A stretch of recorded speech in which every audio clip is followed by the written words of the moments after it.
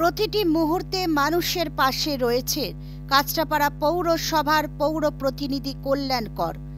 দেখুন আজকের নেতাজির জন্মদিবসে কি বার্তা দিলেন তিনি সকলের প্রতি। প্রতি বছরের যে প্রতিটি মুহূর্তে কর্মসূচি কি বলবেন? এই নবজীবন ভাতৃসংঘ বহু বছর আগে এই পাড়ারই একজন বরিষ্ঠ নেতৃত্ব দক্ষ সংগঠক রামচন্দ্র মোদক তার হাত ধরে এই ক্লাবের সূচনা হয়েছিল, প্রতিষ্ঠা লাভ করেছিল। পরবর্তী ক্ষেত্রে আজ এই ক্লাবের সদস্যরা যারা রয়েছে আমরা সকলে মিলে এই ক্লাবটাকে নতুনভাবে আমরা সাজিয়ে তুললাম এবং আজকে নেতাজি সুভাষচন্দ্র বসু বা বঙ্গ সন্তান, বীর বঙ্গ সন্তান তথা ভারত মাতার বীর সন্তান, বিশ্ব বরেণ্য নেতা, যিনি ভারতবাসীকে স্বপ্ন দেখিয়েছিলেন, একদিন সেই তার স্বপ্ন সার্থক হয়েছিল। আজ ভারতবর্ষ স্বাধীনতা লাভ করেছে। নেতাজি সুভাষচন্দ্র বসুর 128তম জন্মবার্ষিকীতে আমরা এই নবজীবন ভাতৃসংঘ আমরা নাম দিয়েছি, নতুনভাবে যেহেতু সজ্জিত হয়েছে, নবরূপে নবজীবন ভাতৃসংঘ। গত প্রায় 2 বছর ধরে আমরা বিভিন্ন রকম কালচারাল অনুষ্ঠান করছি, যেমন বসে আঁকো প্রতিযোগিতা। আনুমানিক প্রায় 400 বাচ্চা ছেলে মেয়ে তারা এই প্রতিযোগিতায় অংশগ্রহণ করেছে। আমাদের এই ভবনের নতুন করে যে আমরা সাজিয়ে তুলেছি, এই ভবনের দ্বারোদ্ঘাটন করেছেন আমাদের বীজপুরের মাননীয় বিধায়ক শ্রী সুবোধ অধিকারী এবং কাঁচরাপাড়া পৌরসভার পৌর প্রধান মাননীয় শ্রী কমল অধিকারী। তাদের উপস্থিতির মধ্য দিয়ে, তাদের হাত দিয়ে আমাদের এই নবরূপে নবজীবন ভাতৃসংঘ তার নতুন করে দ্বারোদ্ঘাটন হয়েছে। আজকের এই অঙ্কন প্রতিযোগিতার পাশাপাশি বিকেলের দিকে অন্যান্য কালচারাল প্রোগ্রামও হবে, অন্যান্য গেমস অ্যান্ড স্পোর্টসও হবে পাড়ার মহিলাদের নিয়ে, বাচ্চাদের নিয়ে।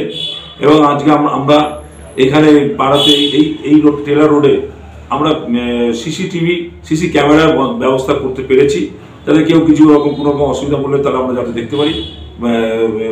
এবং আমাদের এই জন্য সহযোগিতা করেছেন এই অঞ্চলে যারা রয়েছে মানুষ, প্রত্যেকে তাদের সহযোগিতা পেয়ে আজকে এই ক্লাবটি আজকে এত বড় একটা অনুষ্ঠান করতে পারলাম।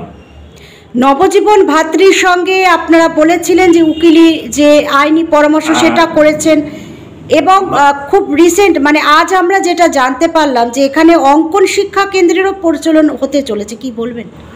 হ্যাঁ, এরকমভাবে সুন্দরভাবে সেজে উঠেছে একটা বিভিন্ন রকম, যাতে আমরা বাচ্চা ছেলে মেয়েরা এখানে যাতে আঁকার ড্রয়িং ক্লাস করতে পারে তার আমরা ব্যবস্থা করছি। এই ক্লাবের অন্যান্য যারা সদস্য রয়েছে, যেমন শিবু মণ্ডল রয়েছে, রিঙ্কু বিশ্বাস রয়েছে, বরুণ ঘোষ রয়েছে, বিশ্বজিৎ পাল রয়েছে, রানা রায় আছে, এরকম আরও অনেকেই আছে। তারা প্রত্যেকেই এই জিনিসটি করছে এবং পাশাপাশি দাতব্য চিকিৎসালয় আমরা আগামী দিনে করতে চলেছি। এবং আমরা তো দেখছি যে উকিল ব্যবস্থা, যেটা আমরা আইনি পরিষেবা দিচ্ছি।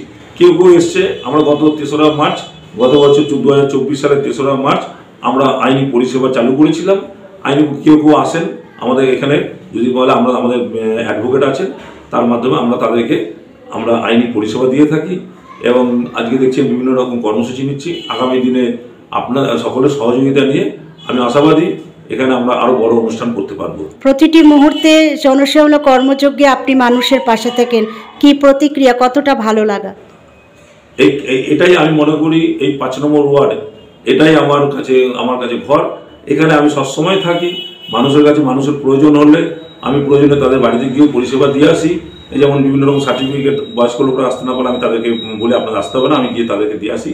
যেটুকুনি আমার পক্ষে সম্ভব আমি আমার মাননীয় পৌর প্রধান কমল অধিকারী তাকে বলি বিভিন্ন রকম উন্নয়নমূলক কাজের জন্য। তিনি উদার হস্তে আমাকে সেই সহযোগিতা করেন। এবং আমাদের বিধায়ক বীজপুরের, যিনি নতুন করে আঙ্গিকে সাজিয়ে তোলবার জন্য যে সংকল্প নিয়ে 2021 সালে এসেছেন মানুষের আশীর্বাদ নিয়ে, তিনিও বীজপুরকে সহযোগিতা করেন এবং তার সহযোগিতা আমি সবসময় পাই, তার রাজনৈতিক ভালোবাসা সবসময় পাই। এবং যে কথা বলছিলাম, আমাদের মাননীয় পৌরপ্রধান, তাকে আমি যেগুলো যা কাজ বলেছি সবই উনি আমাকে সহযোগিতা করেন। তার জন্যই মানুষের আমি কাজ করতে পারি।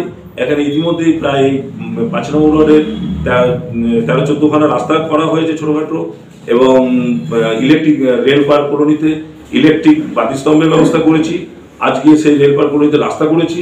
আজকে এখন পানীয় জলের ব্যবস্থা করা হচ্ছে এবং আরও কিছু জায়গায় পানীয় জলের 4 ইঞ্চি পাইপ যে ছিল না যেখানে, সেই সব জায়গাতে পানীয় জল পরিষেবা পৌঁছে দেওয়ার জন্য সেই কাজ চলছে। এর জন্য আমি এই 5 নম্বর ওয়ার্ডের নাগরিকদের পক্ষ থেকে আমি আমার মাননীয় পৌরপ্রধান কমল অধিকারী এবং মাননীয় বিধায়ক শ্রী সুবোধ অধিকারী, তাদের কাছে কৃতজ্ঞ, তাদেরকে ধন্যবাদ জ্ঞাপন করছি।